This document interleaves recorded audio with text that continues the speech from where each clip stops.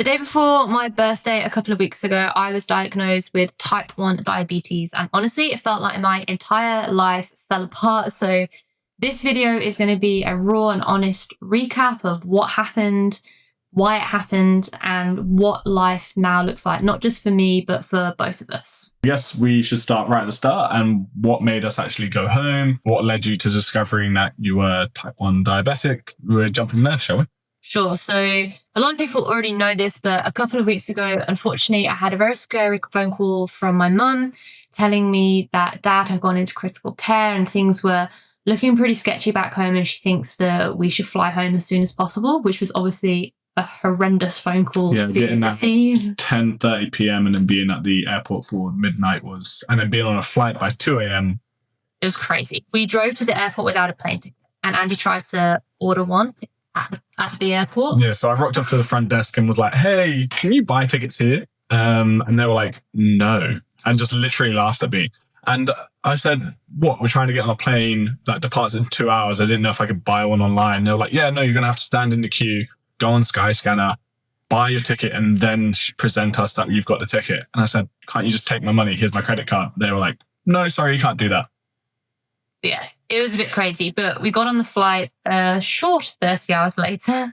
We were back in the UK. We went straight to the hospital to see dad, and things were very, very stressful. It was a horrible 2 weeks of in and out of the hospital, not knowing what's going on, being bounced around different doctors and consultants, and not really having a clear picture as to what was happening or why it was happening for a long time. And to kind of conclude this story, dad actually made a miraculous recovery. And as of last night, he went home and is slowly recovering now at home. So it's not really my story to tell, and we're not going to get into it in too much detail, but it was a very stressful 2 weeks in and out of the hospital. And I guess, yeah, that sort of leads us on to us discovering that whilst we were home, Bristol was actually diagnosed with type 1 because your mum's type 1 as well. So yeah, so my mum is type 1 diabetic. And when I got home and was surrounded by her again, I guess, a lot of things that had been happening to me over the last 12 months and kind of appreciating for how I felt in the moment, I said to Andy, I was like, I think I'm diabetic. Yeah, and then we were like, oh yeah, remember that time you out-ate me on the pastries in Japan? Like you were getting 3 to my 1, and I was like, well, this is a bit strange. You're craving so much sugar. So much sugar. And so much water. Like she was making sure I was a camel and carrying at least 2+ liters when we were going out for the day. Yeah, so yeah. What else? What made you check? What were your symptoms? A lot of people have been asking you. Yeah, so a lot of the symptoms I passed off as being a normal response to doing extra training, because this year I've started doing cheer training again. So I'm at the cheer gym 3 nights a week. It's roughly 9 hours added onto my normal schedule, which meant my symptoms of losing a bit of weight, being really, really hungry and craving sugar, drinking a lot of water, being very tired, they all made sense to me in line with my increased training volume. But then with fresh eyes, when I look back, I realized they were really extreme responses to a bit of extra training. For example, I would drink 2 or 3 liters of water after dinner before bed. So my water intake for the day was kind of 6+ liters. And even in Australia, that's... And despite eating a healthy diet and a good amount of food, you were still losing weight. Yeah, healthy diet's nice. I was probably eating 4,000 calories. And a lot of that was from sugar. Honestly out eating me on most days. And she was like, come on, eat more. And I'm like, I don't need more food. I was like, how are you not need more food? I'm starving, like so hungry. And it was quite nice, actually. I was eating 4,000 calories and losing weight. Yeah. I really took that for granted. And it doesn't help that I was also being like, hey, I just think this is your cheer training. Obviously, I just didn't put 2 and 2 together. So what did you do? How did you come to the conclusion that you were diabetic? Well, at home, I said to Andy, I think I might be diabetic because this is a bit crazy. So I tested my blood sugar on Mom's home kit, and my levels were 3+ times what they should be. And my instant response was, it's broken. So I was like, Andy, check yours. And his were completely normal. So I was like, this is not good. We retested the next day because you shouldn't really just take one reading as gospel, and same story. So I called my mum's diabetic clinic and they seemed quite concerned for me and told me I needed to go into emergency, which I did. And then they put me on a ward. So everything happened very quickly after I realized there might be a problem. which is good actually, because Andy will explain a little bit about this now, but a lot of the times when people get diagnosed with diabetic, they're already in a state of DKA and in a coma, which is not good. So yeah, so brains will explain this. So when you are insulin deficient or not producing insulin, which is your hormone, which Briscoe will explain soon, I think, then your body will start to metabolize fats instead of carbs. And as a byproduct, you actually produce ketones. So you've probably heard of this if you do like a keto-based diet. Very different. Very different. So if you're producing it from a keto-based diet, like, yep, okay, no worries. But if you're producing it in conjunction with high blood sugars, then ketones will essentially become more acidic. And if you are too acidic for too long, you can get comatose, and which is called a DKA. I forget the whole name for it, but it's basically ketone acidosis. So yeah, that's not good. And we tested her numbers for that as well. And she was, again, well over what you should be. So the doctors were like, you can't actually fly home with this level of ketones. So we're going to admit you. We're going to try and get your IV fluids to bring your numbers down. You're also going to be fitted with a CGM to allow it to track her glucose levels and then start to inject. We've actually had quite a lot of you asking, what is type 1 diabetes? And there are quite a few people getting it confused with type 2, which is completely understandable. When you don't know, I guess. So yeah, some people think you did this to yourself through your diet, through your exercise, and think they can reverse it. So yeah, can you expand a little bit more on what is type 1 and then how it differs from type 2? Yeah, of course. So, well, to be fair, I did think I did this to myself, because when I can tell you I ate so much sugar over the last 6 to 12 months, I'm not exaggerating, but the reason I was eating so much sugar was because all of the carbohydrates I was putting into my body weren't being used. So what happens in a type 1 diabetic, unfortunately, it's an autoimmune disease, which means my immune system has mistakenly attacked itself. And over the last year, it's killed all of my insulin stores. So they're all gone. And it's also killed the cells that would normally produce insulin. So my body has no capacity to produce its own insulin stores. Now, insulin is a hormone that is responsible for carbohydrate metabolism, which means in a normal adult, you would eat your food, which would contain carbohydrates. That would go into your stomach and get digested. The carbohydrates would go into your blood. And then, very importantly, insulin is required to take the carbohydrate from the blood into the muscle. And it has to go into the muscle because the muscle is where your body uses it for fuel. Now, in my case, because this hormone was missing, over the last 12 months, the carbohydrates and sugars have built up in my blood and my blood sugars were crazily high, which is a very dangerous state to be in. So that is what a type 1 diabetic will face. And the only way to manage this disease so you literally don't die is you have to inject yourself with the hormone insulin. Every time I want to eat food, I will inject the insulin so it's in my body, and therefore that food can go from the blood into the muscle where it gets used. So it's a bit of a minefield because I went into hospital fine, not fine, but in my head, fairly fine. And then I left the hospital with the realization that every time I want to eat, I have to inject myself, which was a huge thing to consider in itself.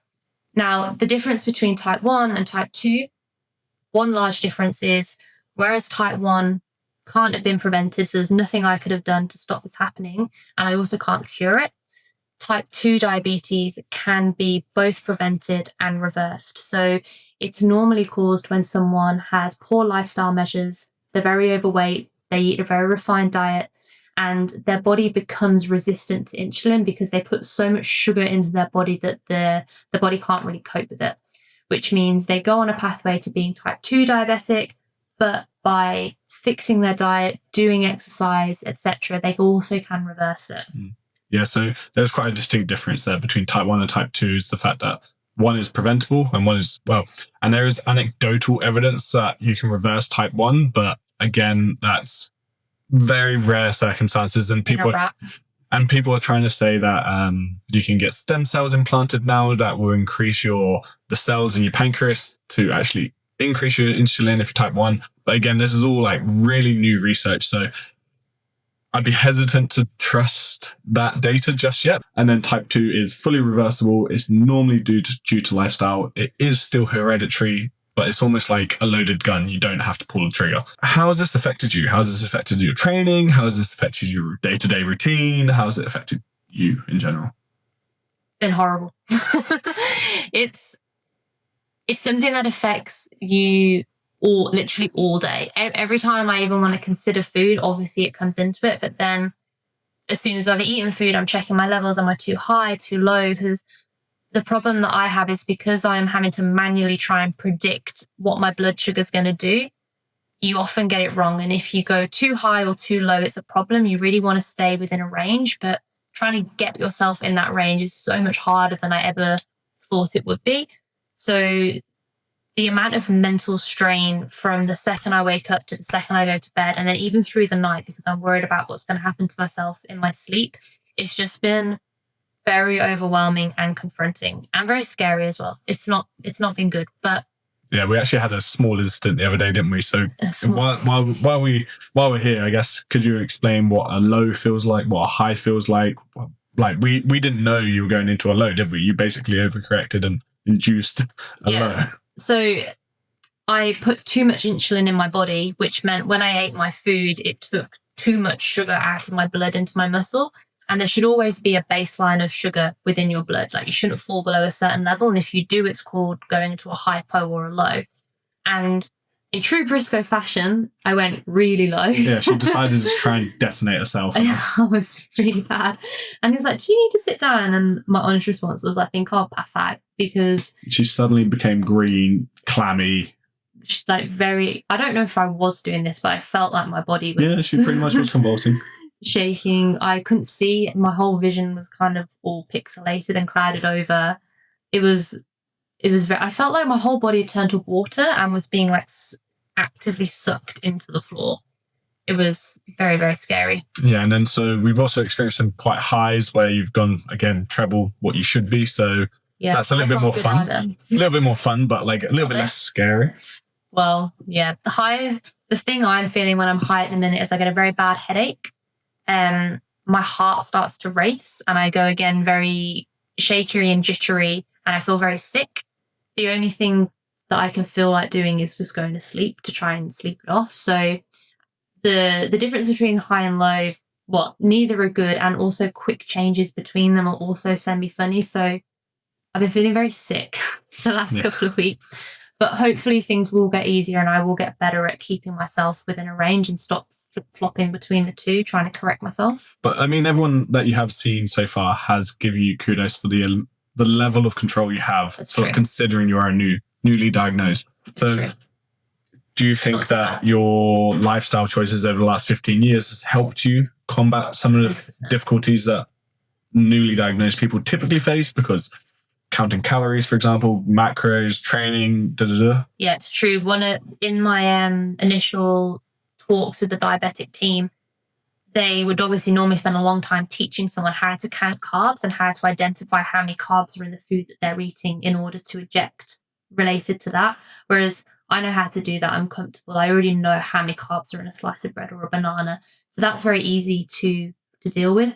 And also, aside from the last 6 to 12 months where I've been loading myself with sugar because my body's been so depleted, it's just been shouting for it, I do eat a very healthy diet. So I'm used to eating whole grains and fruits and veggies and foods that are good for me. So all of those things are really important for managing the disease. And luckily I already do them. I already exercise, I already eat well, I already sleep well. So hopefully once I've got this sorted, it's going to be okay. Yeah, nice. So I suppose what some people are probably wondering is just like, how does it impact your dynamic with your friends, with your family, with me? How are we dealing with it? How are you feeling? Well, I guess all of this comes down to the relationship I had with myself first. I felt broken and that my sense of self and identity suddenly crumbled and I felt just not worthy anymore, that there was something severely wrong with me. I was severely sick. I couldn't be out in society. I couldn't be with my friends to go out and do things. And that took a while to recognize, no, you're okay. You're probably still working through that. Yeah, still working through it, but it's definitely a lot better. But at the start, I didn't want to see people. I was I was nervous. I felt like a burden to you. I was like, oh my gosh, you've gone from my husband to my carer. What's going to happen?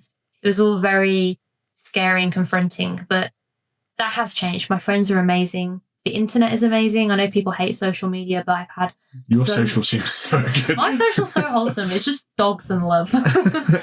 But you've had that many messages off completely random people. It's been amazing, and that's made me feel so much better. So things are definitely improving. We've had some ups and downs. It's been hard. Andy's had to take on the stress of this whole situation and try and be the shining beacon of support. Whereas obviously I'm definitely failing at that at points. It's hard. It's hard. We've been bickering around meals. I'm like, I just don't know what to eat. And he's like, just eat. I was like, I can't eat. And yeah, it's like it's knowing it and living it are completely different. So like, obviously people can give you all the advice in the world, but until you're living it with the daily stress and the level of prep and the level of awareness you have to have, it will become second nature, but it's just layering that on top of your already established routine and then trying to go from there. So like, I'm going to keep failing, but I'll keep trying. Me too.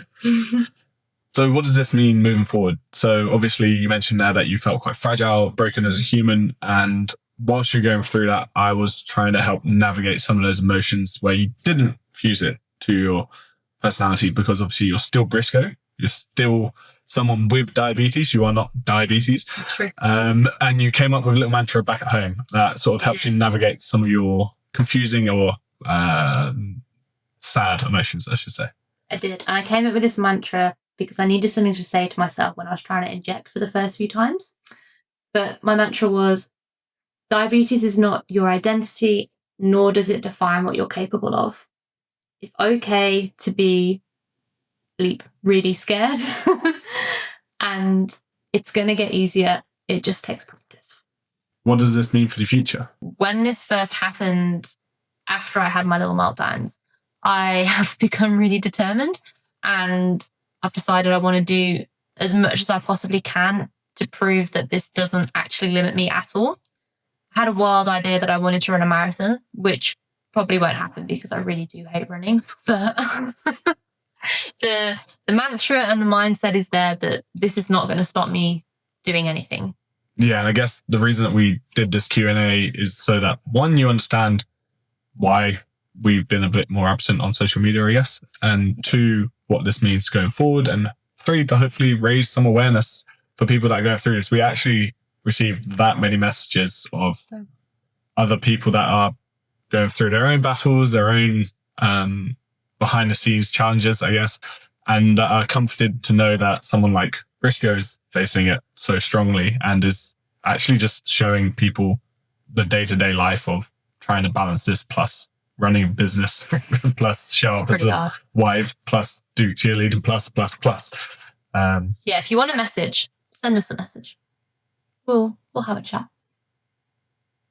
Perfect. Big loves team. Thanks for listening. Over and out.